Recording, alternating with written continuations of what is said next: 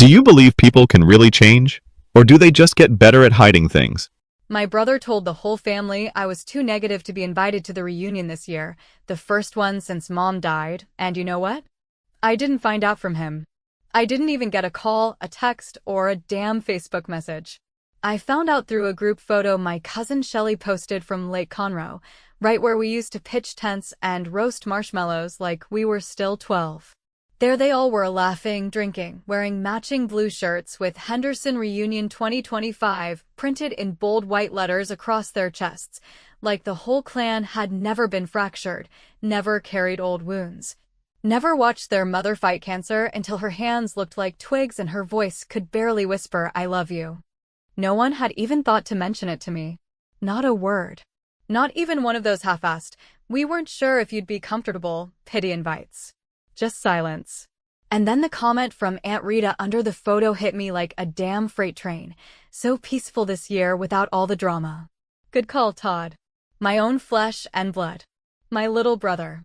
I sat there for a solid 10 minutes just staring at the screen, phone heavy in my palm, heart beating so loud it drowned out the sound of the air conditioner clicking on. You ever have a moment where the world gets so quiet that your thoughts start to sound like someone else's voice? I had that.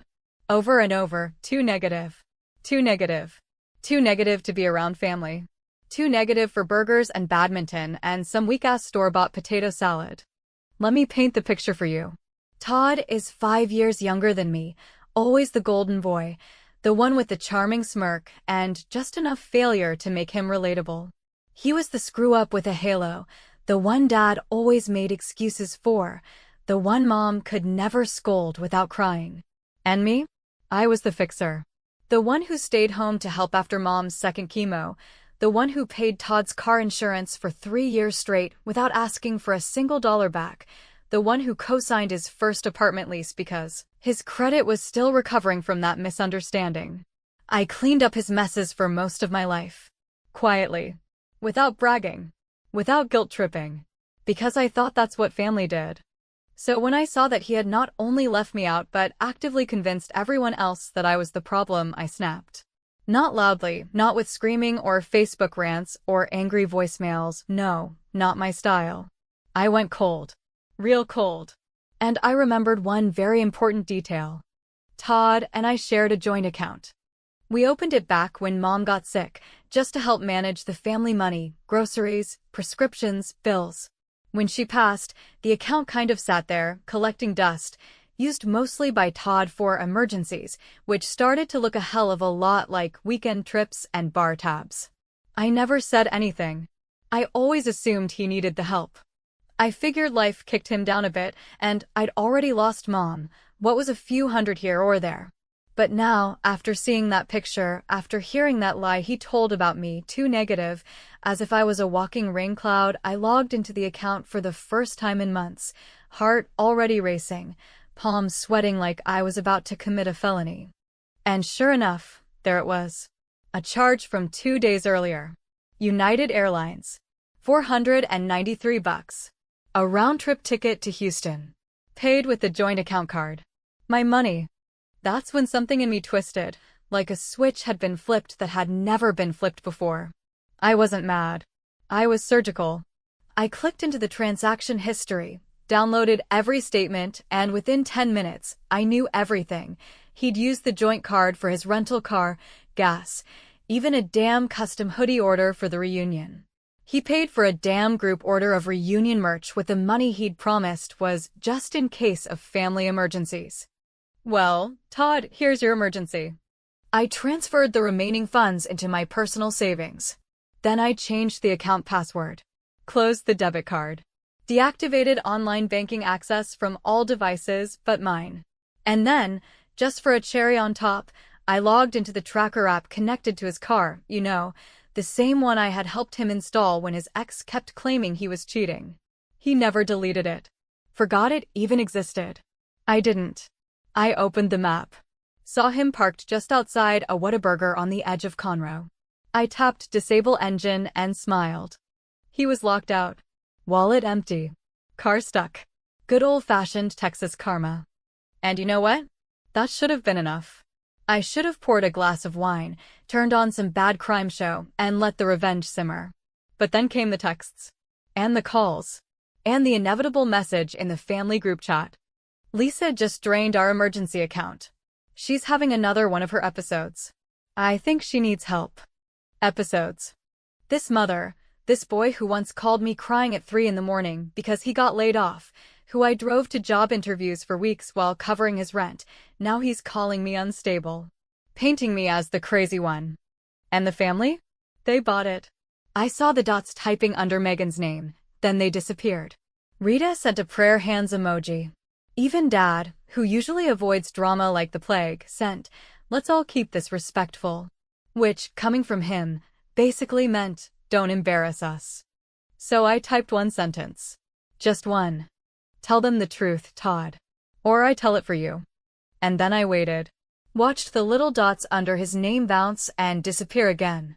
Nothing came through. Not a single word from him. But then my phone buzzed. Incoming call, Dad. I let it ring. He didn't leave a voicemail. 10 minutes later, another call. This time, unknown number. I didn't answer that one either. But it was clear something had shifted. Something was coming.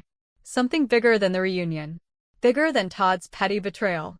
Because now Dad was involved. And he was desperate to talk. There's a particular kind of satisfaction that comes from watching someone dig their own grave with a silver spoon you handed them, slow, smug, unaware of how deep they're going until they're already knee-deep and crying foul. And that's exactly what I felt the moment I hit that final confirm button and saw Todd's access to the joint account drop to 0. Not just zero balance, but zero connection, no card, no login. No way to call up the bank and cry his way into an override like he did when he forgot the password last year. It wasn't revenge in the angry, scream-at-the-wall kind of way. It was calm. Purposeful. Like turning off a light in a room I was never planning to step into again. But of course, Todd didn't stay quiet. No, not my brother. He's the kind of man who thrives on playing victim the second someone calls his bluff. The first text came exactly 22 minutes after I closed the account. Hey, there's something wrong with the card. Just tried to fill up and it got declined.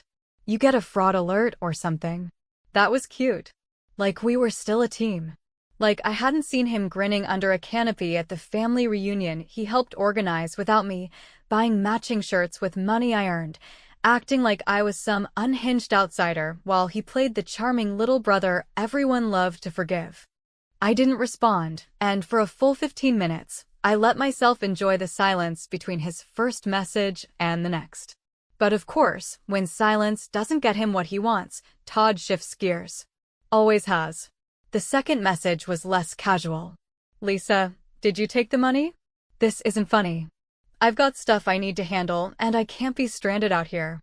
Seriously, what the hell? And then came the calls. 2, then 3. And when I blocked his number with the same efficiency I used to help him dispute a collections notice 4 years ago, he moved to messaging me on every platform he could think of. Facebook Messenger, Instagram, even LinkedIn, which he hadn't touched since his last failed startup tanked, and he decided he was between opportunities.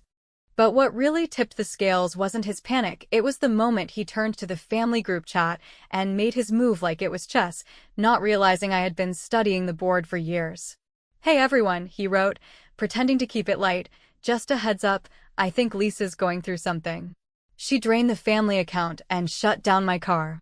Not sure what's going on, but maybe someone should check in with her. That's the part that made my jaw clench. Not the lie, I expected that. Not the manipulation. I'd lived through enough of his crocodile tears to know the pattern. No, it was the casual phrasing, the fake concern dripping like molasses off every word. As if I were the one who lost it, as if I were the unstable one making a scene, while all he wanted was peace. And what did they do? Megan left the group. No explanation. Just vanished. My cousin Rachel replied with, "Oh no, not again," like she'd been waiting for a rerun. Aunt Rita posted a quote about protecting your energy from dark forces, like she was auditioning for a role in a soap opera. And my dad, my own father, finally chimed in, but not to ask what happened, not to show concern or curiosity or even the smallest flicker of doubt. All he said was, "Let's keep things respectful, please. This isn't the place." Not the place? Where the hell was the place then? So I gave them all one last message. Not emotional. Not defensive. Just this: tell them the truth, Todd. Or I tell it for you. Then I logged out. It took exactly 6 minutes for the first unknown number to call. I let it ring. Then came another and another 5 total that day. No voicemails, no texts.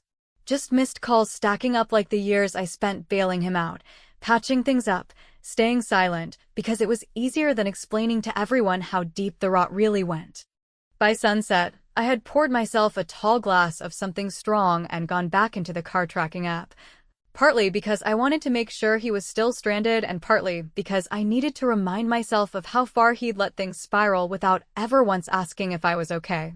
There he was, parked behind a gas station, right next to a fast food joint, the car's engine showing offline, his location unmoved for over an hour.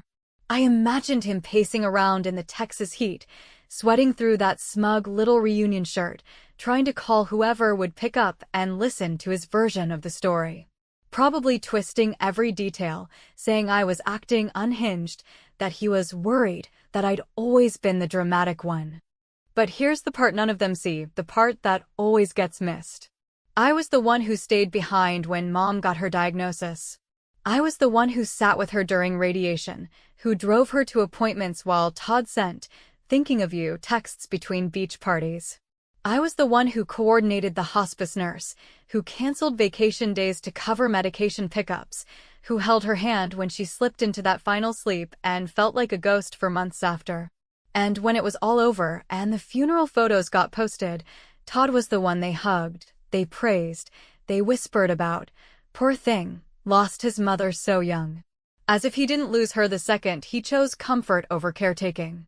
So no, I wasn't going to feel bad. Not about the account. Not about the car.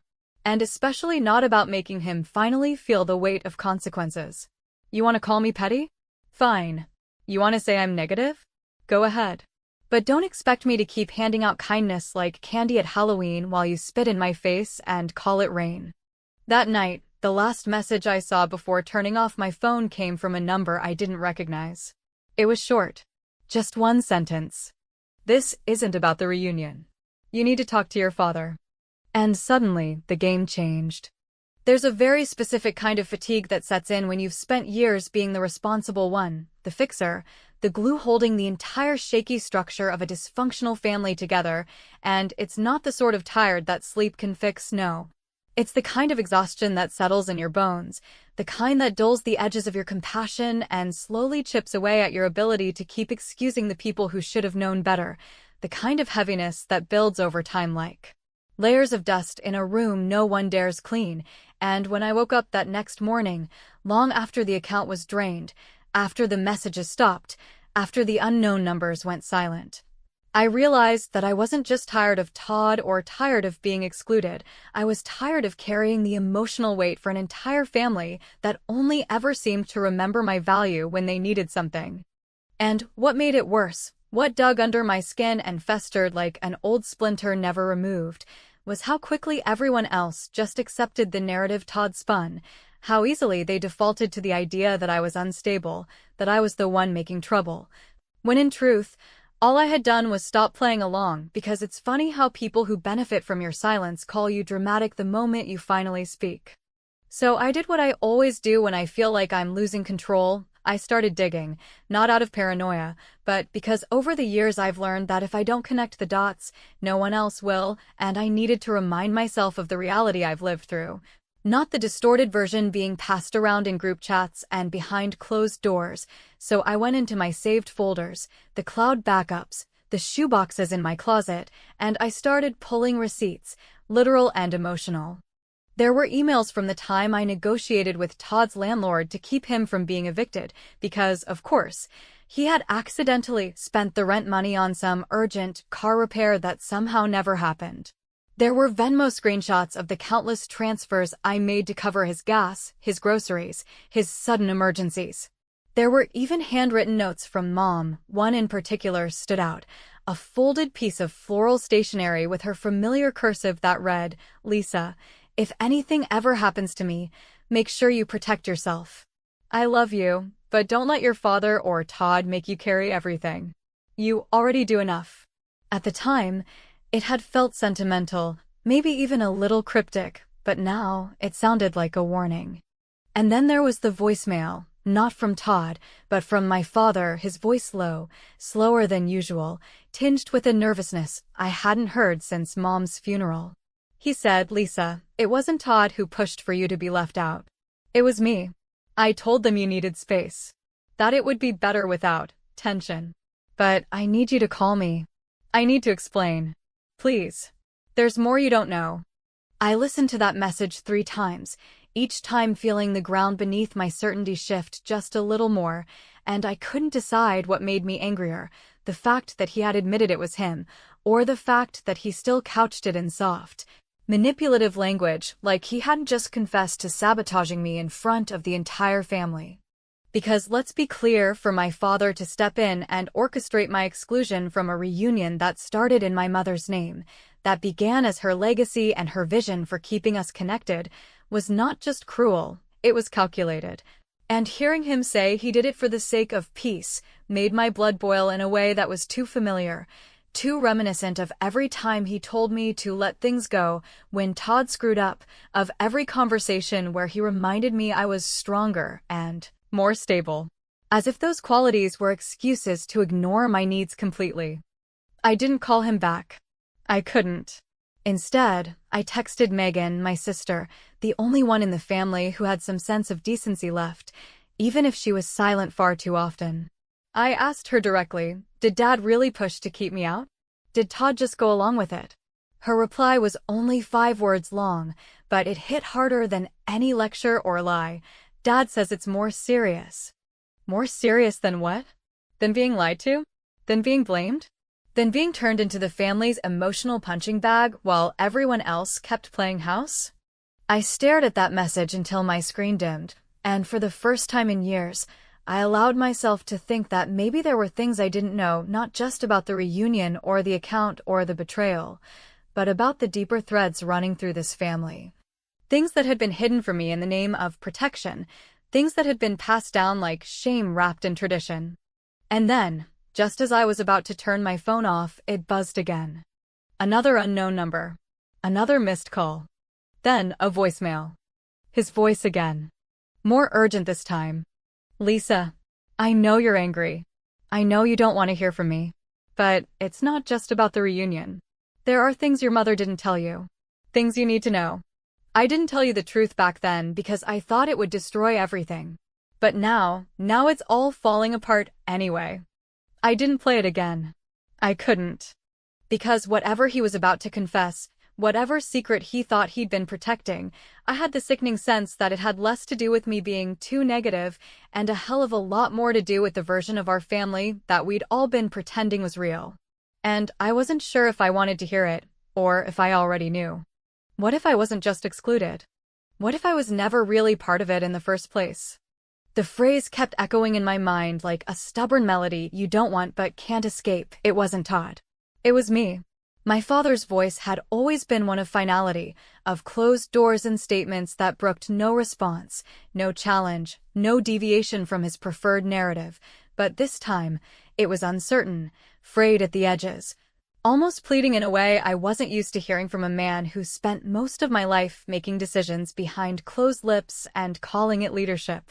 For as long as I could remember, my father had been the type of man who considered silence a virtue and half-truths a kindness, a man who measured strength by how little you asked of others, and who believed that pain, if carried quietly, would eventually melt into respect. But in that voicemail, all of that was gone. His words trembled with the weight of something larger, something old and buried, and although I didn't want to admit it, a part of me already knew that whatever he was about to tell me wasn't just going to shift my perspective, it was going to detonate it. Still, I didn't call him back. Not yet. I needed time, space, clarity, anything but more words, more voices pulling me back into the quicksand of this family's carefully curated dysfunction. Instead, I did what I'd learned to do since childhood. I searched for answers myself. If my father was claiming there were things my mother hadn't told me, Then I had to look at her side of the story, the pieces she might have left behind, not for him, and not even for me directly, but for herself. For the version of her that knew the day would come when silence was no longer enough. I opened the cedar chest at the back of my closet, the one that used to sit at the foot of her bed, the one she said held just the sentimental junk, though I'd always suspected it was more than that. Inside were old photographs, letters, recipe cards, birthday cards with crisp $20 bills still tucked inside, and beneath those, a worn leather-bound notebook with a ribbon bookmark tucked halfway through. Her handwriting filled every page in gentle loops and long strokes, half journal, half confession, and as I flipped through the entries, I found a thread that made my breath catch, an entry dated 3 years before her diagnosis, where she'd written, "Sometimes I worry Lisa will carry everything I didn't say. She deserves peace, not secrets. But how do you protect your child from the truth when the truth is what might break her?" At first, I thought it might have been about her illness, something she had discovered, but hadn't shared until she had no choice. But as I read further, the references became harder to ignore. "Todd's resemblance is uncanny," she wrote in one entry. "Every year he grows into someone else's face. I try to love him like mine, but blood has a funny way of whispering what the mouth won't say." I stopped reading. My hands trembled, not from shock exactly, but from the slow confirmation of a truth I had never dared to say aloud, that Todd had always felt like a guest in the home I was raised in, that he was coddled in ways that didn't align with the supposed equality my parents always preached, that my mother's affection for him always carried a complicated undertone I'd chalked up to grief or exhaustion, or the emotional gymnastics all mothers must do to balance fairness between siblings. But maybe it wasn't just a feeling. Maybe it was something more concrete, something that existed in birth certificates and timelines, and the quiet tension between my parents that I had felt without ever understanding. I closed the notebook. I didn't need to read more. Not yet. I already knew what it meant, even if the full truth wasn't written in ink. I called my godmother, Joanne, my mom's childhood best friend, a woman who had always been around during birthdays and holidays, who sent Christmas cards with glittery angels and cursive prayers, and who once drunkenly whispered to me at my college graduation that your mother would be proud, more than you'll ever know. When she picked up the phone, there was a moment of hesitation, and then, before I could say a word, she sighed like she had been waiting years for the call. And the first thing she said, without even a hello, was, "So, you finally found out about Todd?" I didn't answer her right away. I didn't have to. The silence said enough. Joanne took a shaky breath and continued, her voice thick with something between guilt and relief. She said my mother had confided in her during one of their beach trips, one of those long weekends they used to take to clear their heads while the kids stayed home with Dad. She told me Mom had suspected, almost from the beginning, that Todd wasn't hers biologically, but that she'd chosen to stay, to raise him as her own because walking away from a lie was still harder than pretending it was true. And because by the time she found out, she already loved him enough to hate herself for resenting the truth.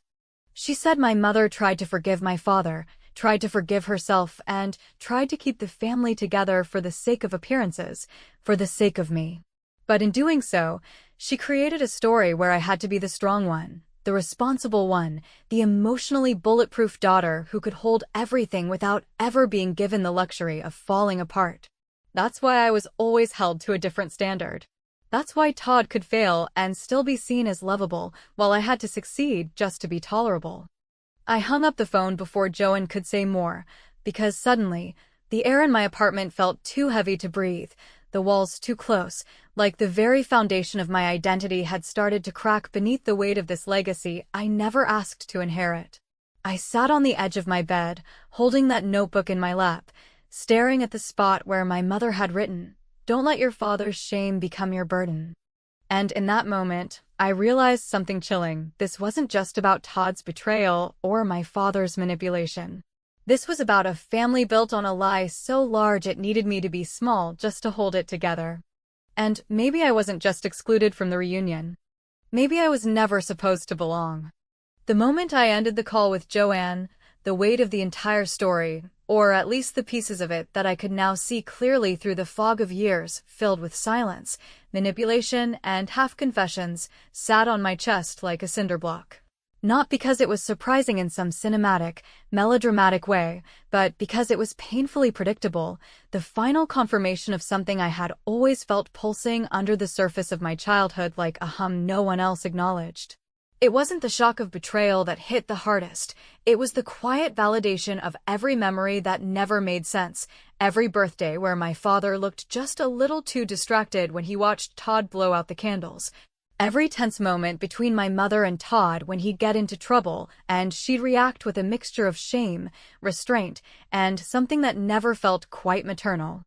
The narrative had finally unraveled, and in the space between what had been and what could never be again, I realized something else. This wasn't just about being lied to, and it wasn't about being cut out of a family reunion. It was about being forced to play a role I never auditioned for, about being shaped into a version of myself that served their guilt, their secrets, and their denial. They didn't need a daughter. They needed a buffer, a cover, someone to absorb the tension and wear it like a badge of honor. And when I stopped doing that, when I finally said no, they labeled me the problem. The negative one. The unstable one. The angry one. Because it's always easier to frame the truth teller as the aggressor than to admit the truth itself is corrosive.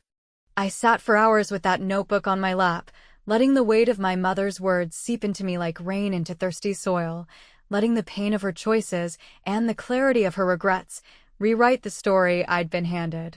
She had tried, in her way, to shield me from the truth, believing that silence would protect me better than confession, that love, even when built on a lie, could be enough to keep a family intact.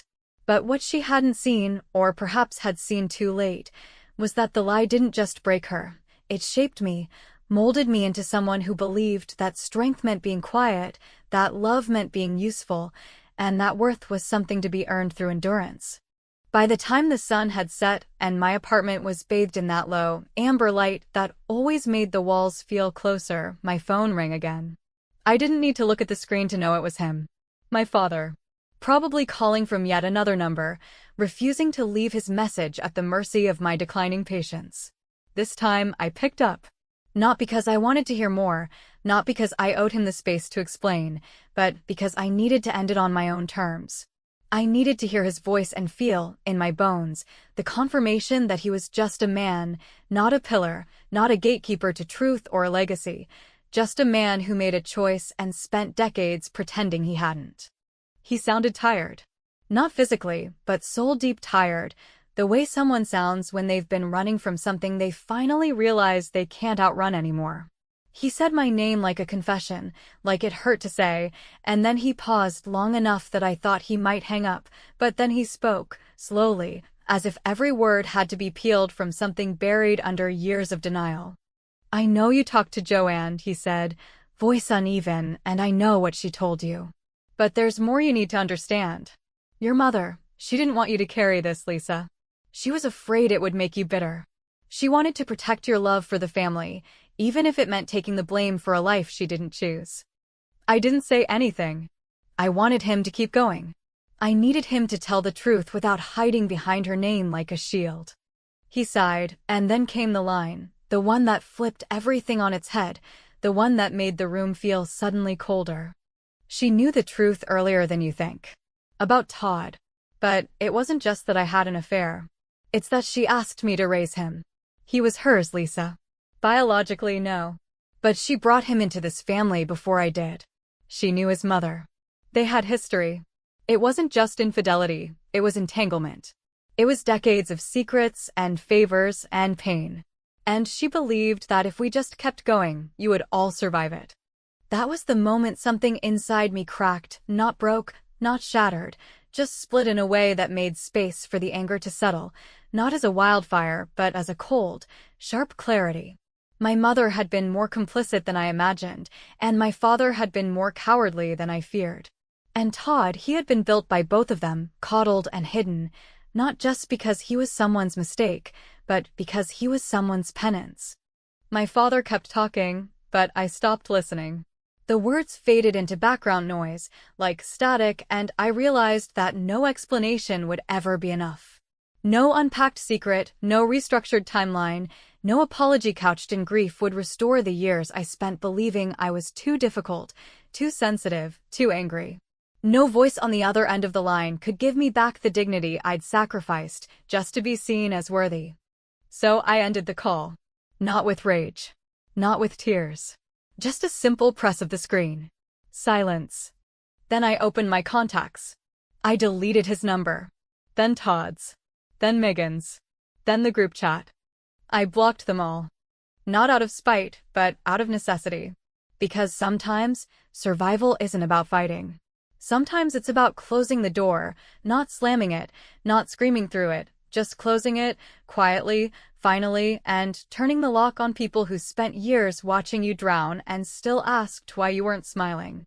And here's the part they'll never understand: I didn't do it because I'm bitter. I did it because I've finally run out of reasons to stay. This family built me like a fire trap, all dry beams and faulty wiring, and then stood around wondering why I kept catching fire. So I stepped out. I let it burn. And now they're calling again. Still. From new numbers. Unknown ones. Numbers they probably think I won't recognize. But I do. I see them coming. And I don't answer.